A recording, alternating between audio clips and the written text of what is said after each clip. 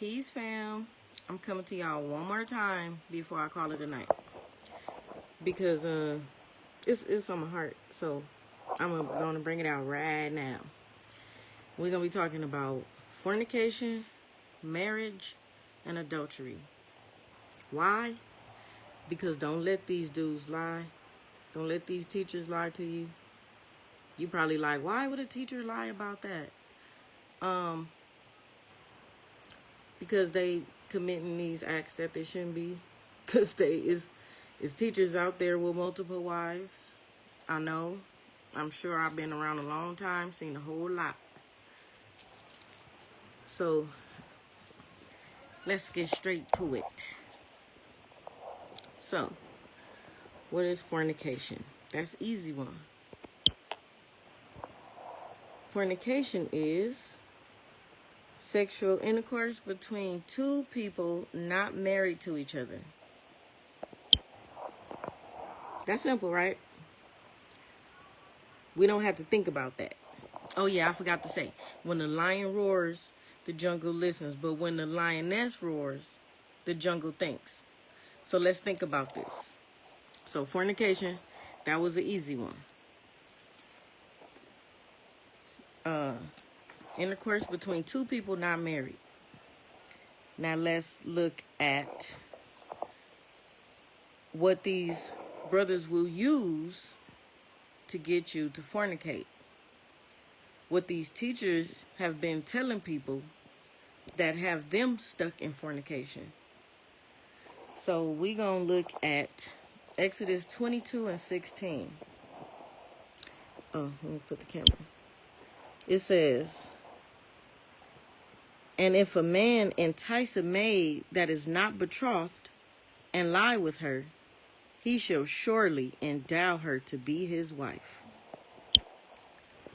So people will use that and say, oh, sex is marriage. Once they lay together, they got to get married. Don't fall for that. It says, if a man lie with a maid that is not betrothed, that means she's not promised to another brother, right?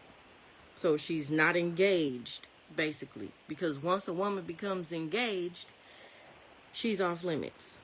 Nobody else is supposed to be able to engage her, marry her, lay with her, none of that. But then it follows up and says, if he does that, he shall surely endow her to be his wife. So that means he should marry her. So let's think about that. Why should he? Because he just committed fornication. Because you had two people that were not married that lied together. We just read the definition. That is fornication. Please stop letting these brothers use that to get you to fornicate. Because what if somebody fornicate? We getting married tomorrow, matter of fact. But then they don't make it to see tomorrow. What you tell the Most High? I was planning on, but were you? Did you? No. That means you left in your sin. You left in fornication status. Right? So that should be easy. I don't know why a lot of, even women fight against that. Oh, we laid together. That's my husband. Oh, no, sis. No. It don't work that way. And you should not fall for that. So, let's fast forward. Because we touched fornication real quick. Now let's look at Leviticus 20. We know what marriage is. It's pretty simple. Moses allowed a bill of divorcement because of the hardness of men's hearts. So let's think about that. If you got to give me a piece of paper to say that you are no longer responsible for caring for me, providing for me, being my husband, then what was in place for the marriage? Something. Or did everybody just remember? the men of the church, because it was record, so they all just remembered. No, I don't think so. I think they were a little more precise than that. Plus, it says you got to follow the laws of your land. We all know what that means. And I don't want to hear, oh, we didn't do that, is okay. When we got here and were enslaved, we wanted marriage so bad. When our slave masters didn't allow it, that we begged them to allow us to marry, and then we jumped the broom to signify, to show something else. We did something else. Why? Because that was a part of us. Marriage. Marriage was so important because single women were never unkept. They were not just left out in the cold. If you think about it, when a little girl was born, she was with her parents.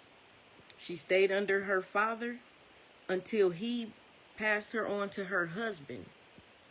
If her husband died and he had a brother and they didn't have children, the brother is now the head of her. If something happened, she got divorced, she wasn't just out and free and wild. She went back to her father. If a woman's husband died and she was too old to be remarried, the church took care of her. They said, take care of the widows, right? So marriage is important.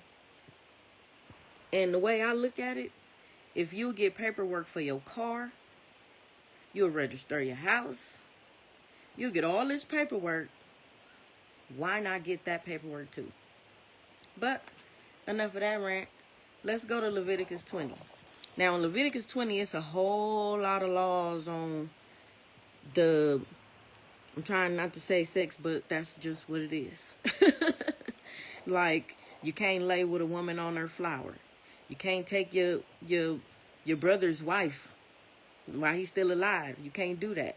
You can't take a woman and her daughter. You can't lay with an animal. You can't lay with mankind like you do with womankind. You can't lay with beasts. Like, it goes in depth. So if you're not familiar with Leviticus 20, take a look at it. Any questions you have in that area are answered. But we just gonna focus on verse 10. So, now we're talking about the married people, right? So verse 10. And the man that committeth adultery with another man's wife, even he that committeth adultery with his neighbor's wife, the adulterer and the adulteress shall surely be put to death. So let's think about that one. Sisters, don't be mad at me. I just got to tell the truth. It's what the books say, right?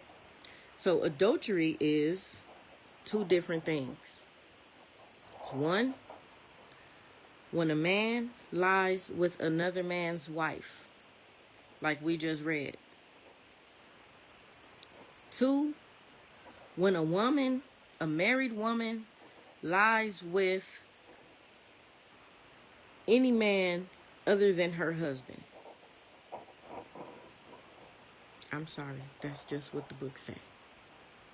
So adultery is when a man lies with another man's wife, or when a married woman lies with a man other than her husband, right? And then marriage is binding. It's supposed to be binding forever. It's supposed to be forever, and it's laws to that.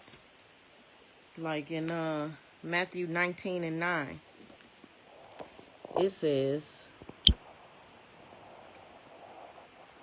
and I say unto you, whosoever shall put away his wife, except it be for fornication, and shall marry another, committeth adultery.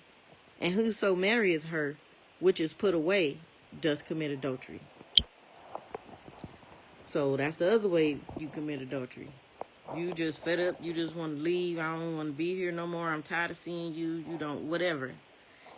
And it ain't fornication, which is a whole nother lesson, because Why is it not called adultery at this point if she's married? Yeah. So you putting her away for anything. Well, I'm just gonna put it out there. I'm gonna leave it alone because those were the laws back then. You ain't gonna find too many virgins in these days. But adultery, we already know the woman will be put to death. So you can put her away. That's adultery.